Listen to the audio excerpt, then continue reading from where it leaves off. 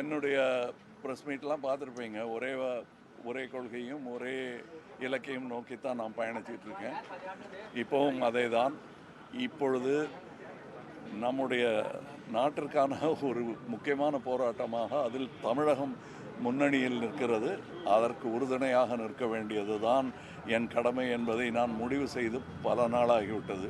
பாரத் ஜோடோ யாத்திரா நடக்க ஆரம்பித்ததிலிருந்து இங்கே வந்து நம்ம கை கொடுத்ததிலிருந்து இது வந்து எங்களுடைய கடமையாக நான் நினைக்கிறேன். எனக்கு அரசியல் தொழில் அல்ல, கடமை. அப்படித்தான் எல்லோரும் இருக்க வேண்டும். நான் ஒரு சவால்லாம் விடலை, எந்த தலைவர் இப்படி பண்ணார்ன்றதெல்லாம் கேட்க மாட்டேன். நான் செய்திருக்கிறேன். அதுதான் நான் நம்பும் அரசியல். சுயநலமற்றதாக, கடமையாக அது இருக்க வேண்டும். எல்லோருக்கும் அது அப்படித்தான் இருக்க வேண்டும் என்று நம்பி வந்தவன் நான் அரசியலில். அதே பயணத்தில் தான் நான் நடந்து கொண்டிருக்கிறேன். இந்த முயற்சி, இந்த ஆட்சி தொடர வேண்டும் என்று நினைப்பவர்கள் அது ஒரு தமிழ் குடிமகனின் உரிமை. அந்த நிலையிலும் ஒரு கட்சித் தலைவன் என்ற நிலையிலும் நான் எடுத்திருக்கும் முடிவு இந்த ஆட்சி மீண்டும் மலர வேண்டும், வர வேண்டும் என்பதுதான். அது என் முடிவு. என்னுடன் 40 வருடமாக, 30 வருடமாக, 25 வருடமாக, இப்படி 20-15 வருடங்களாக என்னுடன் வந்து கொண்டிருக்கும், தலைமுறையாக தொடர்ந்து என்னுடன் வந்து கொண்டிருக்கும் என்னுடைய தொண்டர்கள், ரசிகர்களாக இருந்து தொண்டர்களாக, நற்பணி தொண்டர்களாக மாறியவர்கள் இன்றும் என்னுடன் இருக்கிறார்கள். என்னுடைய அறிவுரையெல்லாம் கட்டளையாக ஏற்றவர்கள், அரசியலுக்கு நான் வந்த பின் கேள்விகள் கேட்டு பதிலும் பெற்று என் பாதையில் என்னுடன் தொடர்ந்து நடை போட்டு கொண்டிருக்கிறார்கள். அந்த 9 வருடமாக அதுவும் அழுத்தமாக என்னுடன் நின்று பயணித்து கொண்டிருக்கிறார்கள். அவர்கள் அனைவருக்கும் நான் நன்றி சொல்ல வேண்டிய அவசியம் இருந்தாலும் சொன்னால் அவர்கள் அந்நியமாக நினைத்து விடுவார்கள். அவர்களுக்கு அது நான் சொல்லிக்கொள்கிறேன். சொல்லும்போது வெற்றி பெற்ற பின்பு எங்கள் தோள்களின் தினவு கொஞ்சம் குறைந்திருக்கும். அப்போ நாங்கள் எல்லோரையும் பாராட்டுவோம், எல்லோருக்கும் நன்றி சொல்வோம்.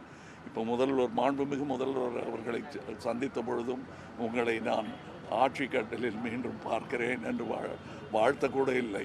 எதிர்பார்ப்பு இது எங்களுக்கு, அதை நீங்கள் நடத்தி காட்டுங்கள் என்று சொல்லிவிட்டு வந்தேன். ஒரு சிட்டிசனாகவும் ஒரு கட்சியின் தலைவனாகவும் நான் அவரிடத்தில் அதை சொல்லிவிட்டு வந்தேன்.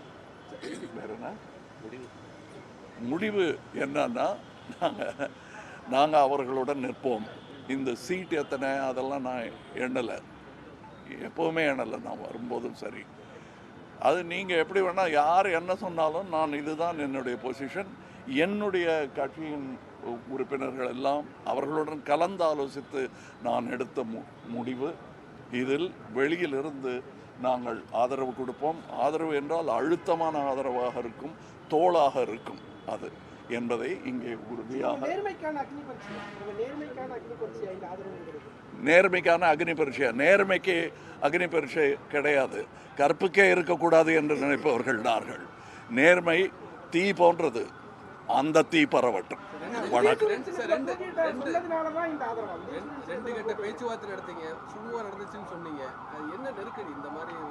நெருக்கடிங்கிறது தமிழ்நாட்டுக்கே வந்திருக்கு, கட்சிக்கு இல்லை. அதனால என்ன நெருக்கடின்னு கேட்காதீங்க. நீங்களா இல்லை புரிஞ்சுக்கணும், நீங்கள் தானே போய் சொல்லணும். நீங்கள் சொல்லும்போது அது பேக்ரவுண்ட் மியூசிக் போட்டால் அது கவலைக்கிடமாகிடும், சந்தோஷமான மியூசிக் போட்டால் சந்தோஷமாக ஆகிடும். கண்டிப்பாக எங்கள் கட்சிக்கு என்று சுயமரியாதை பற்றி அவர்களுக்கு தெரியாததா? நான் அதை சொல்லணுமா? அவங்களுக்கு தெரியும். என்னை அவர்கள் பெருமரியாதையுடன் நடத்தி கொண்டிருக்கிறார்கள், நடத்துவார்கள் என்ற நம்பிக்கையும் எனக்கு இருக்கிறது. அதனால் நான் இவர்களுடன் நிற்பதை பெருமையாக மட்டுமல்ல, கடமையாகவும் நினைக்கிறேன். தவிர்க்க முடியாத தம்ப்நெயில்ஸ், கலக்கலான கண்டென்ட்ஸ், சினிமாவும் சீரியஸ் பிரச்சனைகளும், பல வருடங்கள் இடைவெளிக்கு பிறகு இந்த படத்துல ஒரு கலகலப்பும் கைகலப்பும். Me too, love you. Thank you so much. Mass ஏத்துறது போயிட்டே தான் இருக்காரே தவிர பிரேக்கே இல்லாமல் பிரேக்கிங் நியூஸ் சொல்லும் தந்தி டிவி ஆப். இன்ஸ்டா தலைமுறை வரை இறங்கி அடிக்கும் தந்தி டிவியின் டிஜிட்டல் எக்ஸ்க்ளூசிவ். அது தண்ணிக்குள்ள போகும்போது ஹேங் ஆயிடுச்சு. உங்களுக்கு விஜய் சார் எந்த அளவுக்கு ரொம்ப பிடிக்கும்? Of course, Malayalis are huge Vijay sir fans. ரெண்டு பேருமே ரொம்ப பிடிக்கும் எனக்கு. தந்தி டிவி ஆப்பை இலவசமா டவுன்லோட் செய்யுங்க. ஃபாலோ பண்ணுங்க, சப்ஸ்கிரைப் பண்ணுங்க, என்ஜாய் பண்ணுங்க.